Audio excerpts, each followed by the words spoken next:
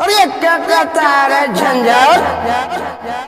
इस गब्बर को टाप से गांव वालों को कौन बचाएगा? कितने बकरी का बच्चा था रे छेरना? बकरी के बच्चे दो और आदमी से, फिर भी खाली हाथ वापस आ गया। क्यों? तीनों हरामजादे ने ये देहाती गब्बर का नाम पूरे छत में मिलाए जी। गांव वालों गार में कड़ी खा पे लेंगे। अरे